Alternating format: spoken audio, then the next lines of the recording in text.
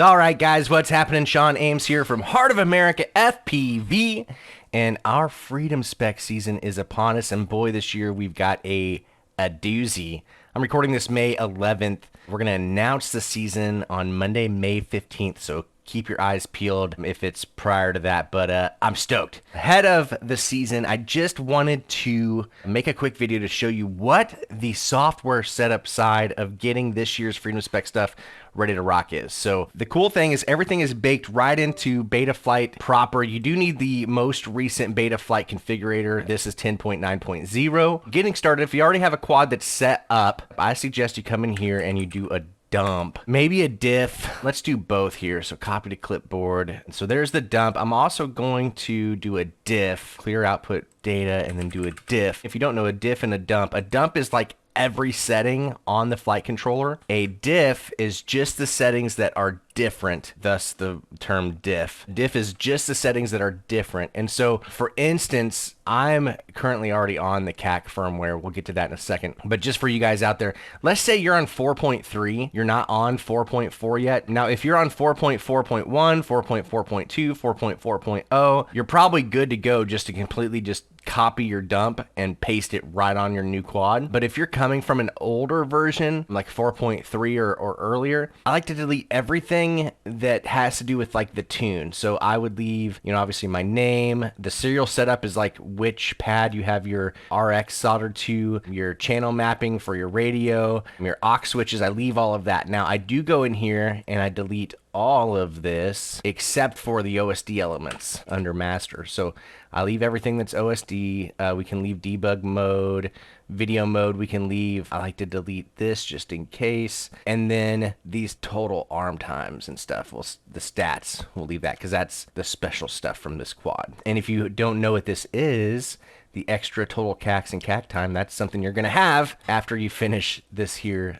tutorial. So if you don't know, inside of Avon's CAC firmware, before it even had Infinity's RPM stuff on it, you could go in and you could edit your warnings on your quad. So like for me, if my FC is getting hot, it says please hurry. If I'm doing turtle mode, it says come on man. When my battery's low, instead of saying low battery, it says I think I can. And when I'm armed, it says it's alive. So that's just some fun stuff I do. So I definitely want to go in here and delete all of the tuning settings here, all the PIDs, everything. Yeah, so pretty much all of profile 0 is gone, and then I leave my rate profile stuff. So essentially now I have a diff that is the personalization. Yeah, so this diff now is just the personalization of this quad. It's got my arm switches, it's got which pad I'm soldered to for my receiver, it's got my rates, and it's got my OSD elements all in there. So anyway, that's kind of an aside. That's not what this video is about. Fast forward if you didn't like it.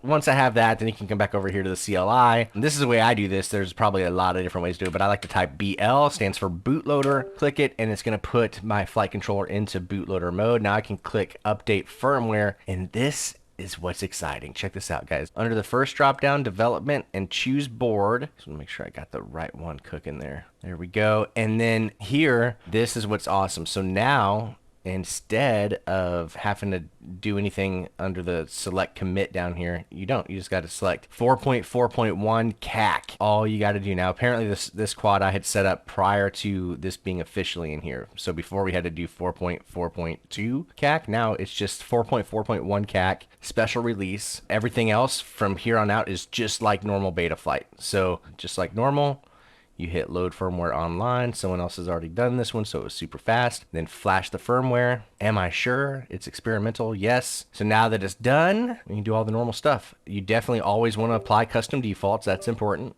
So now that that's done, I can come over here. So this is all my customizations, but it doesn't have any of the tune settings. And paste this down. Don't forget to hit save and enter. There we go. Now we're in. Now, for my tune personally, I always just do the Karate Race 6S 5-inch, Ghost 250, pick it, agree, and save and reboot. Cool beans. On setup, let's just make sure that the board configuration is right. I deleted that, but apparently it was right to start. So board configuration is good to go. So this quad is set up. Now for the RPM limiter, you can do this in CLI, but this is the hard way and it's pretty easy. So that's how awesome this is. So let's get RPM limiter. The RPM limiter is currently off. To do Freedom Spec, you have to turn that on. You don't have to do any of this in CLI. We'll do this in a minute in the OSD. It's way easier. It's defaulted off, so you'll want to set that to on. And then the RPM limiter PIDs, we leave those alone. And then your real KV for our spec, we're all running the same motor, so that's 1960. Okay, this is where I messed up. You have to do get RPM limit, not limiter, and that shows you the RPM limit is 180. Now this is a bit of a bug, I would say. 180, that actually stands for 18,000 RPMs, which is a little confusing. I almost wish it was like 18,000, but 180, the first two digits are the thousands, right? So it'd be like 18,000. If you were 185, it'd be 18,500. Standard Freedom Spec is considered to be 18,000 RPMs. But this year we are saying that there could be events, that doesn't mean that there will, but there could be events that do Freedom Spec as slow as 16,000 RPMs or as fast as 22,000 RPMs. And if you haven't played with the RPM limiter, it is glorious. I suggest it. I've been running it on all my open class stuff. It's essentially like VBAT SAG compensation on steroids. So it makes sure that you're never going to go faster than a set RPM. And I absolutely love it. I'm just showing you, this is where you can find, if you go get RPM limit in the CLI, this is where you can get these settings. You'd have to turn it on and then make sure that this is to 180. So let me go ahead and unplug this, plug it into a LiPo battery. We will have a look-see at the new OSD and how awesome it is. All right. Hey, everybody, here we are. We are in the quadcopter now, and you enter the OSD just like normal. And this is one of the coolest things Avon has ever made. It's like the quick menu for Betaflight here, and it's super duper cool. So in the quick menu, like let's assume that RPM limiting didn't even exist. You could set your throttle limit here in the quick limit or in the quick menu. You could set a motor output limit in the quick menu. I think this is the real reason he did it, was so you could force cells in the quick menu, because so many people, would like overcharge and their quad would think they were on 7S and flash low battery the whole time, and that was annoying to Avon. So you can do that. And if you have your VTX table set up, I don't use VTX tables because I love Ghost, but your VTX settings would also be in this menu. Finally, you can go to the full, Betaflight OSD here. So that is that. In regards to the Freedom Spec season this year, RPM limiting, to set it up, you flashed it, everything works. Now to set it up, you would just go into the RPM limit, turn active to yes, and then you would set the RPM to the proper RPM for the event. And like I said, standard Freedom Spec is considered to be 18,000 RPMs, but we could see a range of 16,000 to 22,000 at an event. That would be for the entire event, more than likely. You won't see it change necessarily like heat to heat. Let's say the track is a certain style of track, and we think that faster speed would be more enjoyable, then we'll do that. If we feel like maybe it's a really, really long track and you can't get 3 laps, which that seems absurd on traditional Freedom Spec, then we might slow it down to 16,000, which would be really slow.